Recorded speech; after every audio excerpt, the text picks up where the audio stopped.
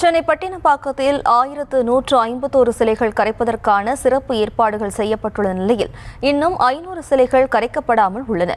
ஏராளமான பொதுமக்கள் குவிந்ததால் சிலை கரைக்கும் பணி தாமதமாகியுள்ளது. இதுகுறித்தான கூடுதல் விவரங்களோடு இணைகிறார் எமது செய்தியாளர் ஜெர்ரி. வணக்கம் ஜெர்ரி, தற்போது சிலைகள் கரைக்கும் பணி தாமதமாகியுள்ளது. இது தொடர்பாக போலீசார் தரப்பில் மேற்கொள்ளப்பட்டு வரும் நடவடிக்கை என்ன விவரம்? ஜெஷி வணக்கம்.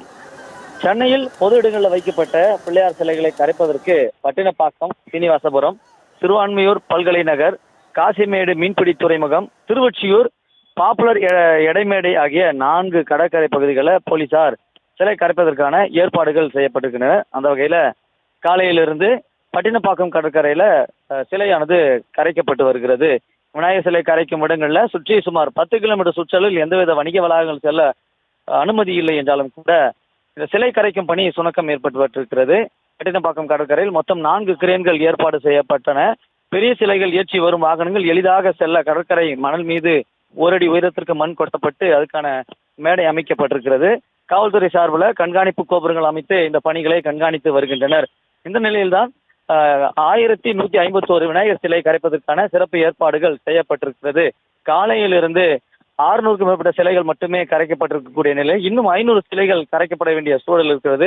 கடந்த ஆண்டு வெறும் 3 கிரேன்கள் மட்டுமே அமைக்கப்பட்டு இந்த சிலைகள் கரைப்பதற்கான பணிகள் நடைபெற்று வந்தது. கூடுதலாக இந்த ஆண்டு 2 கிரேன்கள் அமைக்கப்பட்டிருக்கிறது. ஏனென்றால் கடந்த ஆண்டு நேர கட்டுப்படுத்த முடியாத காரணத்தினால் இந்த ஆண்டு கூடுதலாக 2 கிரேன்கள் வைத்து சிலைகளை கரைத்து வந்தாலும் கூட அந்த கிரேன்களுக்கு கீழே ஏராளமான பொதுமக்கள் குவிந்ததால அவர்களுக்கு தலைக்கு மேல் பெரிய அளவிலான சிலைகள் கொண்டு செல்ல முடியாத சூழல் ஏற்பட்டிருக்கிறது. எனவே தாமதமாகவே இந்த சிலை கரைக்கும் பணி நடைபெற்று கொண்டிருக்கிறது.